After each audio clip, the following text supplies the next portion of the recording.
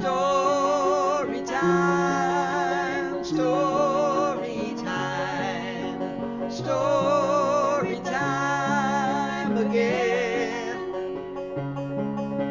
Story time, story time, story time again.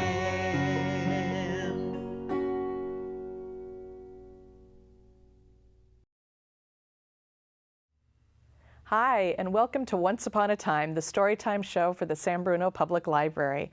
I'm Miss Susan, and I'll be reading you books today. Today we have all kinds of books about the beach, going to the beach, taking vacations at the beach, and I hope you enjoy all of them. Right now we're going to sing our welcome song. I hope you remember it. You ready to clap together? All right, here we go. We're glad you're here today. We're glad you're here today. Hi-ho the merry-o, we're glad you're here today. Oh, that was great. You did a good job. I hope you come to the library for story time and you sing that with us at the library too.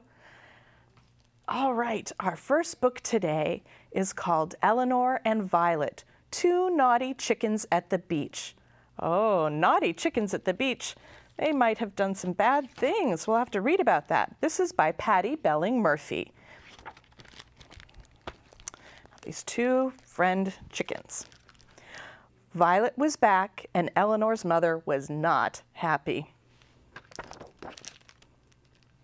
Eleanor was, "I don't think Violet is a very good influence on you.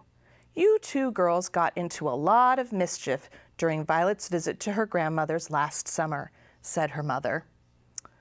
"Not her again," moaned Eleanor's sisters. "Hooray, we're together again," sang Eleanor and Violet. "Violet is fun," declared Eleanor. "She has many good ideas." They're so excited to see each other.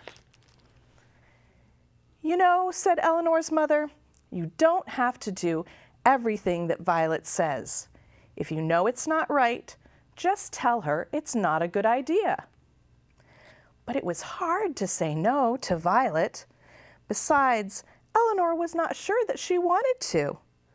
So they reset Eleanor's sister's alarm clock to go off at 3 a.m. in the morning. They dyed their clothes purple with Easter egg dye for Purple Day, and they played dress-up with Eleanor's sister's clothes and decorate them with special indelible markers. That means markers that won't come off. Look, they drew all over them. Eleanor and Violet scooted through the neighbor's garden on their scooters, snapping off flower heads to make flower soup. They had masks on, they're bandits. The girls collected change from under the cushions in the house, and they bought large slingshots and used them on the other chickens. Violet had learned many new bad words. She shared them with Eleanor. She taught Eleanor how to burp loudly whenever she wanted to. It was very useful. They ate the cookies that Eleanor's mother was saving for her book club, and they frosted cupcakes with shaving cream. Eleanor had to sit in the timeout corner once again. She got in trouble. One Saturday morning, Violet said, "We are going to have a grand adventure today. I have an idea. A very good idea. A very, very good idea." The girls ran down the street. "Hurry up," said Violet. "We have to catch a bus." "Where are we going?" asked Eleanor. "That," said Violet, "is a surprise." Eleanor felt nervous, but Violet began singing, "The ants go marching one by one, hurrah, hurrah," in her best opera voice, and Eleanor joined loudly. After a long bus ride, they came to their stop. Eleanor could not believe her eyes. They were at the beach. "Come on," said Violet, "we're going swimming."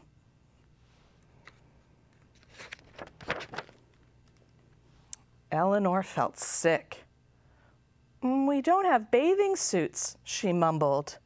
"So what?" said Violet. "We'll swim in our clothes and pretend to be dolphins." This, said Eleanor in a shaky voice, is not a good idea. Violet narrowed her eyes at Eleanor. No, said Eleanor in a tiny voice. Not this time. We need to have a grown-up with us to swim. Violet glowered at her. Just then, another girl bounded up to them. Hi, I'm Lulu. Hi, said Violet. Are you here swimming by yourself? Sure am. See, said Violet to Eleanor. Eleanor just looked at the sand. Come on, said Lulu. Last one in is a rotten egg. Don't be a chicken, said Violet. But Eleanor just shook her head. Eleanor watched Violet and her new friend cavort in the waves. She felt sad. After a while, she decided to have a good time on her own. She performed a lovely beach ballet for her fellow sunbathers. She collected crabs and carefully put them on people's beach blankets. But it wasn't any fun without Violet. Help! Screamed Violet. Help! Screamed Lulu. They ran onto the beach, yelling, We've been attacked by a sea monster!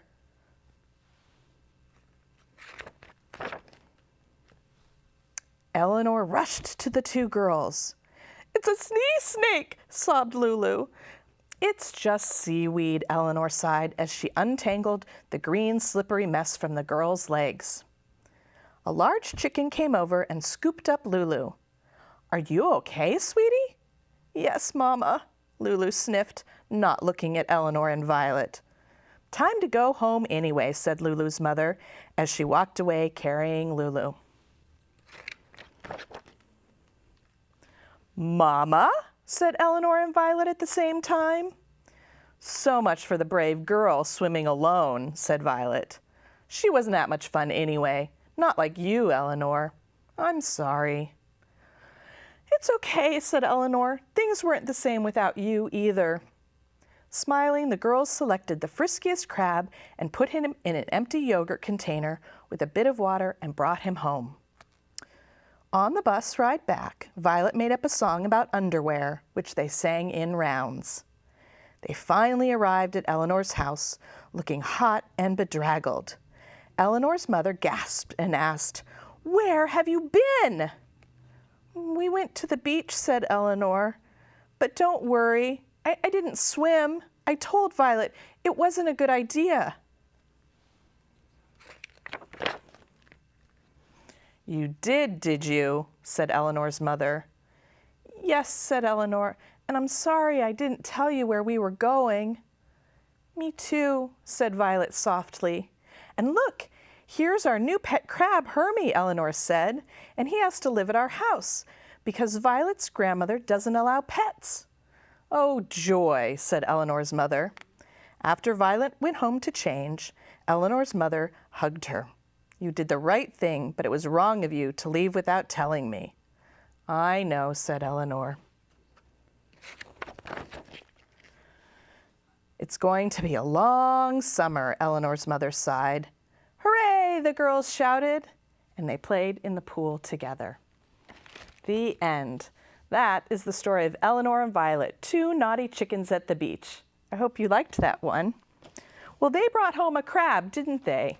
There's another kind of crab that you can find at the beach, a hermit crab. And that's what this book is about. Is This a House for Hermit Crab by Megan McDonald, illustrated by S.D. Schindler. Let's find out about this hermit crab.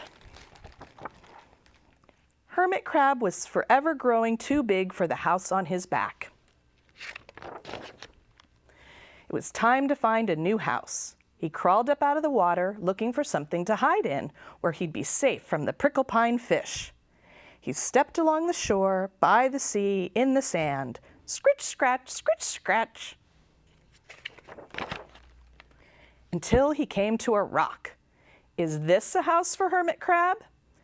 Turning himself around, Hermit Crab backed his hind legs beneath the rock. The rock would not budge. It was too heavy. So he stepped along the shore, by the sea, in the sand. scritch, scratch, scritch, scratch. Until he came to a rusty old can. Is this a house for Hermit Crab? When he tried to walk with the can on his back, it bumped and clunked. It was too noisy. So he stepped along the shore, by the sea, in the sand, scritch, scratch, scritch, scratch, until he came to a piece of driftwood. Is this a house for Hermit Crab? Hermit Crab crawled deep inside the rounded hollow at one end. It was too dark. So he stepped along the shore, by the sea, in the sand, scritch, scratch, scritch, scratch, until he came to a small plastic pail. Is this a house for Hermit Crab? Climbing up towards the rim, whoops, he fell right in. He clawed and he climbed back out. It was too deep, so he stepped along the shore, by the sea, in the sand, scritch, scratch, scritch, scratch, until he came to a nice round hole in the sand. Is this a house for Hermit Crab? He poked his head down into the opening. A huge pair of eyes blinked back at him. Hermit Crab shivered as he scurried away from the big fiddler crab peering out of the burrow. It was too crowded. So he stepped along the shore, by the sea, in the sand, scritch, scratch, scritch, scratch, until he came to a fishing net. Is this a house for Hermit Crab? Poking his claws into the heap, he got tangled and caught. Hermit Crab wriggled and wriggled until he found his way out of the net. It had too many holes. So he stepped along the shore, by the sea, in the sand, scritch, scratch, scritch, scratch. All of a sudden, a gigantic wave tossed and tumbled pebbles and sand over Hermit Crab's head. He swirled and whirled with the tide and was washed back to the sea. Sleeker than a shark, the prickle pine fish darted out from its hiding place in the tall seaweed. Every spine on his back stood straight as a steeple. Mouth open wide, it headed right for Hermit Crab. Hermit Crab raced across the ocean floor. Scritch, scritch, scritch, scritch, scritch. Scurrying behind the first creature he saw. It was a sea snail, and he hoped it would hide him. But the shell was empty. The shell was empty! Hermit Crab scrambled inside as quick as a flash and clamped his claw over the opening in the shell. The prickle pine fish circled the snail shell 3 times, but he could not catch sight of the crab that he had been chasing. He glided off in search of something else to eat. Then all seemed still and quiet, and Hermit Crab snuggled comfortably down into his new shell. It was not too heavy, not too noisy, not too dark, and not too deep.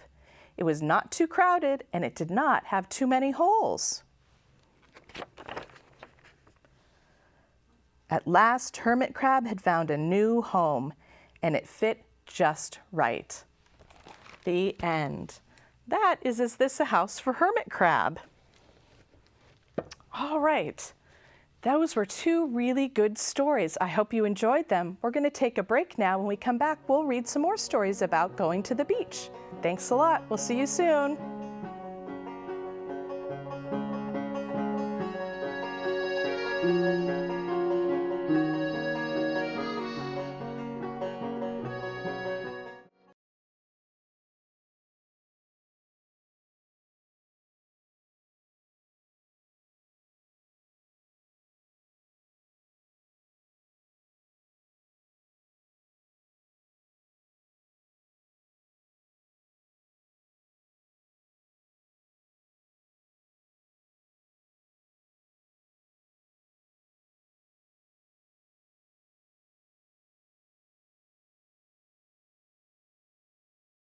San Bruno Cable is now offering digital phone service. That's right, phone service through your cable. For one low rate, you can make calls throughout the U.S. and Canada and to key international locations, along with loads of comprehensive features like call waiting, caller ID, and voicemail for an unbeatable price. And you can even keep your old phone number. Save even more when you bundle services with TV and internet. So sign up today with San Bruno Cable, your local cable company serving the community since 1971. I'm Smith. And I'm Joe. And we're conducting an experiment to see if people like trash in their homes. Yeah? Hello, sir. Please step back. What do you... Wait, hold on a second. Whoa! What? Who are you guys? Aha! Judging from your reaction, it looks like you don't like trash in your home. No, of course not, but... Sir, this is yours. We saw you dump it out of your car on the freeway. Oh, see, I was Is California your home, sir? Obviously. And you don't like trash in your home. No, of course Then why not. would you trash California? Don't trash California. Honey? The credit fairy doesn't exist. What? It's make-believe. Nobody left anything under your pillow. If there's no credit fairy, then we'll make our credit score go up. We will. By doing things like paying our bills on time. There's no magic to improving your credit, but there's help, and it's free. Go to creditfairy.org. What? Oh, my.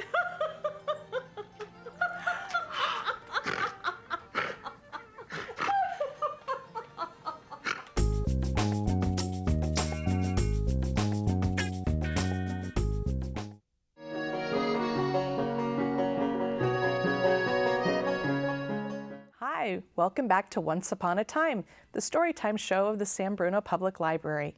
We're reading beach stories today. Our next book is called Miles Away from Home by Joan Cottle, and this is the dog named Miles. Let's see what happens to Miles at the beach. One day, Miles saw an ad for a vacation house in the morning paper. Dad saw the ad too. And now here we are, thought Miles. This will be the best vacation ever. Miles reviewed water safety rules and made good use of his new whistle. Miles, Christina, and Peter rode perfect waves. His family built an enormous sandcastle. Miles was in charge of the moat. He liked to help. There he is, digging the moat. Miles helped other people too.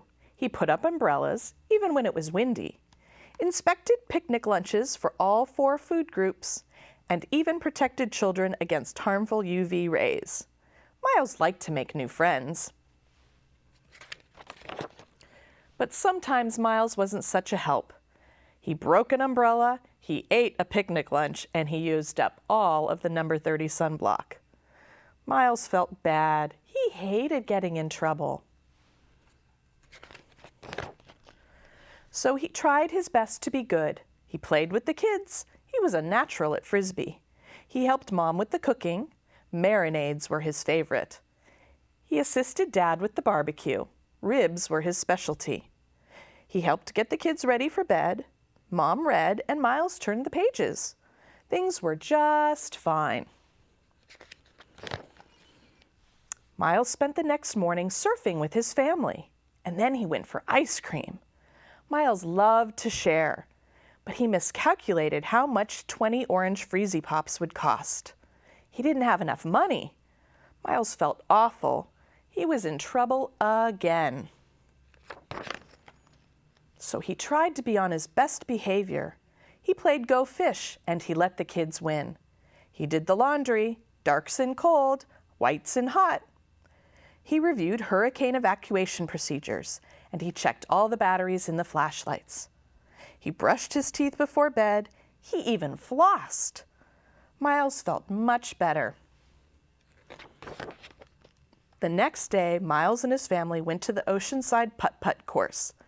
Miles excelled at miniature golf. He had a steady paw and a good eye. He even gave Dad a few tips. On the last hole, he helped Peter with a tricky shot. But he misjudged the wind speed and direction. The ball bounced off Zippy, a boy's pet turtle, whacked a man on the head, and splashed into a lady's soda. "That dog should be in a kennel," said the manager. "But I was only trying to help," thought Miles. Miles felt terrible. That night, he skipped dessert and went to bed early. Maybe I should be in a kennel, thought Miles. Miles curled up with Dad's slippers and tried to get some sleep. He tossed and turned. He dreamed about the kennel's smelly, wet cement floors, locks with no keys, roommates named Spike, and even worse, lonely nights without his family. No one to tuck me in, thought Miles. No one to scratch my tummy. I would be all alone. The next morning, Miles didn't feel like swimming. He stayed behind on his towel. Maybe this isn't a great vacation after all. He stared out at the ocean. He saw a lady in the water, and suddenly she grabbed her leg. "Ouch!" said the lady. "My leg!" "Oh no," thought Miles. "She has a cramp. She needs help." Miles knew what he had to do. He blew his whistle. He grabbed a flotation device, sprinted across the beach, and jumped into the surf. He swam freestyle. He swam backstroke. He pulled that lady to the shore. It was a perfect rescue. And everyone knew it, even Miles. Miles became an honorary lifeguard, and he got to sit in the lifeguard chair. His family threw a big party to celebrate. It was the best vacation ever. And that is the story of Miles Away from Home by Joan Cottle. They ended up having a good time at the beach, didn't they? All right, let's do a little finger play together. We're going to make some binoculars like this. Let me see you make your binoculars. Oh, very good. All right, we're going to say, I went to the beach, and what did I see? A bird on the sand looking at me. I went to the beach, and what did I see? A fish in the water splashing at me. I went to the beach, and what did I see? A shell in the sand sparkling up at me. I went to the beach, and what did I see? A crab in its shell waving its hands at me. Very good. You did a good job with that. All right, we're going to read another beach story by Margaret Mahy called A Summery Saturday Morning, illustrated by Selena Young. This is a fun story about going to the beach, too. We take the dogs down the wiggly track, the wiggly track, the wiggly track. One dog's white and the other dog's black on a summery Saturday morning. Bad dogs, chase the cat, chase the cat, chase the cat. One dog's thin and the other dog's fat on a summery Saturday morning. They chase the boy on the rattly bike, the rattly bike, the rattly bike. Chasing things is what dogs like on a summery Saturday morning. Long grass grows on the edge of the sea, the edge of the sea, the edge of the sea. The wind is blowing wild and free on a summery Saturday morning. A goose looks out of the tangled green, the tangled green, the tangled green. Her neck is long and her eye is mean on a summery Saturday morning. You see the goose? Another goose, and then another, then another, then another. 7 sleek sisters out with mother on a summery Saturday morning. There they all are. 7 sleek sisters. The geese begin to run away, run away, run away. The dogs run too. They want to play on a summery Saturday morning. We run too to catch the dogs, to catch the dogs, to catch the dogs, scattering shells and leaping logs on a summery Saturday morning. They've hit the beach. The mud begins its guggly wugs. It's guggly wugs, it's guggly wugs. Our sandals slide like sluggly wugs on a summery Saturday morning. Ew, look, they're all stuck in the mud in their sandals. The geese turn around and flap and hiss, flap and hiss, flap and hiss. The dogs were not expecting this on a summery Saturday morning. The geese are going to chase them away. The geese begin to chase us back, to chase us back, to chase us back, on the mud and up the track on a summery Saturday morning. If you want to walk in peace, walk in peace, walk in peace, don't let your dogs upset the geese on a summery Saturday morning. The end. They had fun, even though the geese chased them away, didn't they, on that summery Saturday morning. That's by Margaret Mahy. I hope you liked that one. Shall we sing a song about the waves at the beach? I bet you know the song, The Wheels on the Bus, but instead we're going to sing The Waves at the Beach. The waves at the beach go up and down, up and down, up and down. The waves at the beach go up and down all day long. The crabs at the beach crawl back and forth, back and forth, back and forth. The crabs at the beach crawl back and forth all day long. The lobsters at the beach go snap, snap, snap, snap, snap, snap, snap, snap, snap. The lobsters at the beach go snap, snap, snap all day long.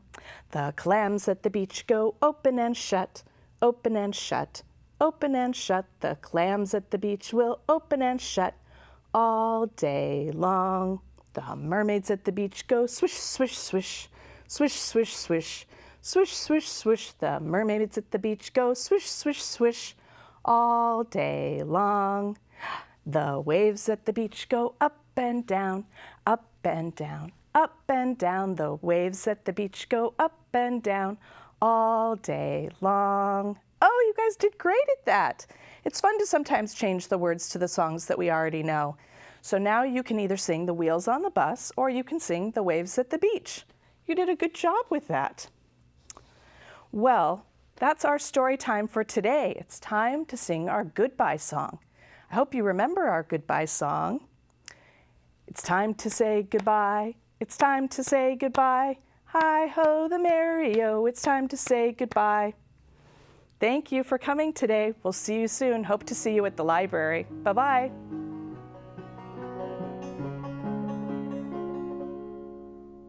So sit me down and let the spell begin. I'll find myself in story time again. Story time, story